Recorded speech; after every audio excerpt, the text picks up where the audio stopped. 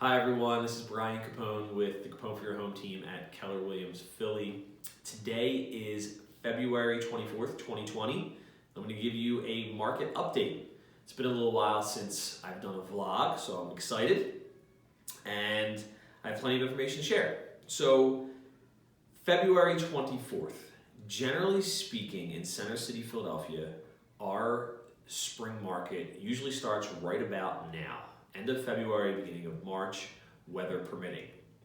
Now we have had definitely a mild winter, and truth be told, our spring market really started in December. Our fall 2019 was hit or miss, not very busy, and we picked up in December, which is sometimes the case. I often have busy Decembers, and that rolled right into January. And once January hit, that was really the start of our spring market. Mild temperatures, pent up buyer demand from the fall, limited inventory, really saw buyers out looking right now, and low interest rates, which we're going to get to in a second. So our spring market really is now, it started, and we all anticipate it to even ramp up further, especially if the weather, if we have like another mild March, it really just feels like spring. We'll be full on, full blown spring market, in March, and it'll, as it usually does, should continue through June and even to July 4th. Now, past markets, as the market has started to change a little bit, we've seen, times of some busyness, and then things have slowed down, busy, slow down. So will we see this sudden drop off at some point in the spring where things get very quiet? I don't anticipate that. What I'll get to a little further on in this vlog is kind of what will happen 6, 12 months out, even 18 months out if the market will slow. I think we're going to see a pretty normal spring market with a lot of activity. One of the issues some neighborhoods are having, and this is a national problem and it's kind of partially a Philly problem, is inventory. So there's certainly a lack of quality housing hitting the market in certain areas, but that's not the case in every neighborhood. If you were shopping for a home and I'd bring up Point Breeze for example, you'd have a lot of options. There's a lot of inventory, there's a lot of new construction, a lot of rehab still lingering there. Other neighborhoods, if you wanted to live in Fittler Square, if you wanted to live, probably parts of like Bella Vista, even certain grad hospital neighborhoods, you would see some competition and not as much inventory. So it's very hit or miss. You'll hear in the national headlines people say there's no inventory, there's no inventory. That's the case. As is always the case with real estate, it's very local, and Philly market's just the same. There are areas with a glut of inventory, and there's areas where people still need to find homes.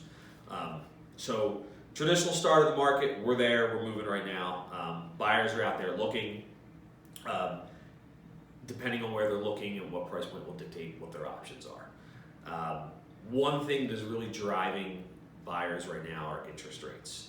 So interest rates right now, 3.375 on a 30-year fixed, decent credit, 20% down. Great rate. I think some news just came out today about the coronavirus.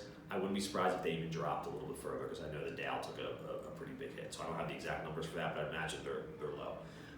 What I was seeing in the fall when rates were just as low, maybe a little bit higher, was that buyers didn't, interest rates generally motivate people when buyers feel like they're going to lose out and rates are going to go up.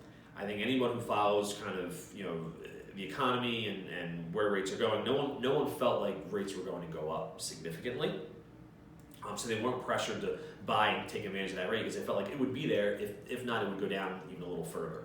So that was kind of the MO over the fall when things were a little slow. Spring is here. I think they've been low for long enough now where people are like, I'm going to buy them and take advantage of this rate. And then when you see them go from 3.75 to 3.5, to 3.375 to maybe even 3.25, if that were me in a 15-year real estate career, 3.25 was the lowest I saw. That would really motivate me. And I think that's really starting to sink in with people, and people are, buyers are really looking for that. And existing homeowners who aren't selling, back to our inventory problem, are refinancing and taking advantage. They 4.25 is a phenomenal rate, 4.5. But when you can refinance from 4.25 to 3.5 or 3.375, people are going to take advantage of that, and you're going to see the refinance market pick up significantly as well. So interest rates, take advantage of them if you need a lender, if you need help analyzing whether it's worth refinancing, please let me know. I'm happy to do that. So fast forward quickly, spring ends, let's just say normal market July 4th, July and August are slow. What happens in the fall? Fall market generally picks up, late September. We say the Tuesday after Labor Day, but it's not. It's late September, early October. It will be an election fall. In past election falls in my career, there's I think 3 of them at this point, presidential election falls, they have been slow markets, and I anticipate that would be the same thing. People kind of fear the unknown. It's not so much who wins the election, it's what's going to happen, and once people know who wins, they deal with it, they take the outcome, and they move forward with their lives.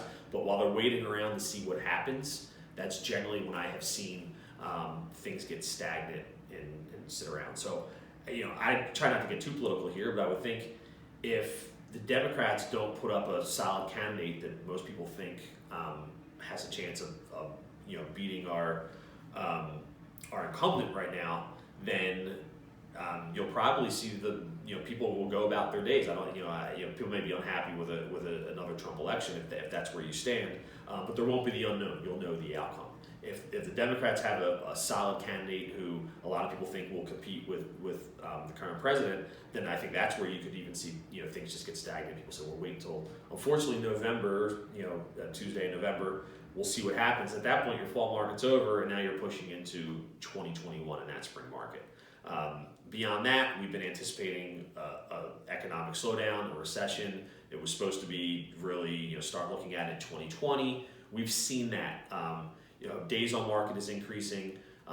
Prices are going down in certain areas. Again, if you have a desirable house in a desirable neighborhood, you're going to have seen appreciation, whether it's year over year or quarter to quarter, whatever it is.